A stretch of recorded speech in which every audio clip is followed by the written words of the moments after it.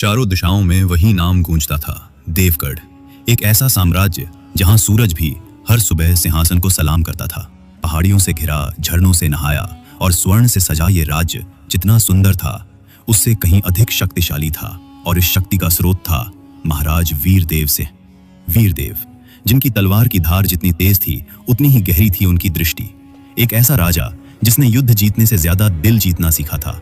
लेकिन हर शक्ति के पीछे कोई न कोई परीक्षा छिपी होती है, और वीरदेव की परीक्षा अभी शुरू भी नहीं हुई थी। उस दिन का सूरज कुछ अलग सा था। दरबार में शांति थी, पर हवाओं में घबराहट। दूर से घोड़ों की टापों की आवाज आई और महल में प्रवेश हुआ कुमारी वैशाली का। राजा ने जैसे ही वैशाली को देखा, समय थम गया। और वैशाली ने पहली बार किसी को देखा, अपनी आंखों से नहीं, अपने भीतर से। कुछ हफ्तों में वैशाली रानी वैशाली बनी। वो रानी जो न सिर्फ सुंदर थी, बल्कि राज्यसभा में नीतियों पर राजा से बहस करने का भी साहस रखती थी। वीरदेव को उसका साहस भाया, उसकी स्पष्टता भाई, और शायद उसकी आंखों में छुपा अधूरा बचपन भी। पर जिस प्रेम की नींव इतनी मजबूत दिखती है, उस पर अगर भरोसे की दीवार ना हो तो वो महल भी ढह जाते हैं। महल में एक और चेहरा था, सेनापति युवराज भीमरथ।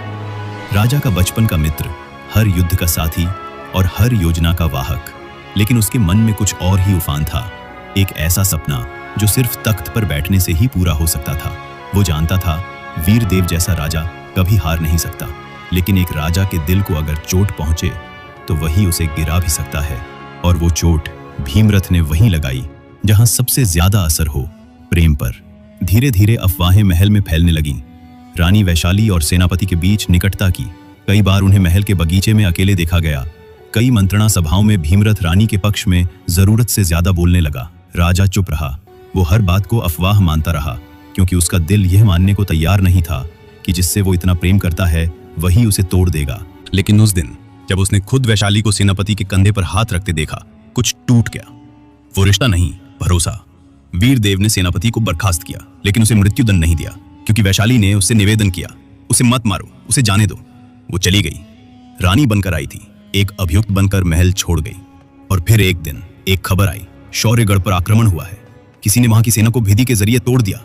शौर्यगढ़ का राजा मारा गया और उसके सिंहासन पर अब बैठा था सेनापति भीमरथ। वही सेनापति जिसे वीरदेव ने जीवित छोड़ा था। अब वो खुद को सम्राट कहता था और उसकी पहली घोषणा थी, देवगढ़ मेरा अगला निशाना है। लेकिन इस युद्ध में सिर्फ तलवारें नहीं थी, घाव भी थे जो हरे हो चले थे। वीरदेव ने अंतिम बार अपने महल की छत से राज्य को देखा। आज मैं एक राजा की तरह नहीं, एक टूटे हुए प्रेमी की तरह युद्ध में उतरूंगा, और जो कुछ भी शेष है उसे राख में बदल दूंगा। अगली सुबह युद्ध भूमि तैयार थी। एक और भीमरथ, जिसकी सेना संख्या में अधिक थी, पर उसकी जड़ें विश्वासघात से बनी थी। दूसरी ओर वीरदेव, कम सैनिकों के साथ, पर हर एक योद्धा उसकी आंखों की आग के लिए तैयार था मर मिटने को। पहली मुठभेड़ में ही देवगढ़ की सेना डगमगा गई। भीमरथ का वार तीव्र था और अचानक एक भाला हवा चीरता हुआ आया और वीरदेव की बाईं भुजा को घायल कर गया। युद्ध थमा नहीं। वीरदेव ने अपनी तलवार दांतों से उठाई और घोड़े पर खड़े होकर ललकारा, तू तख्त चाहता है, आ ले ले, लेकिन तुझे मेरी लाश के ऊपर से गुजरना होगा। फिर से युद्ध शुरू हुआ। रक्त से धरती लाल हो गई। और तभी एक घोड़ा तेजी से भीमरथ की ओर आया। घोड़े पर कोई नकाबपोश था। तलवार उठी और एक ही वार में भीमरथ का हाथ कट गया। नकाब हटा और सब स्तब्ध रह गए। रानी वैशाली,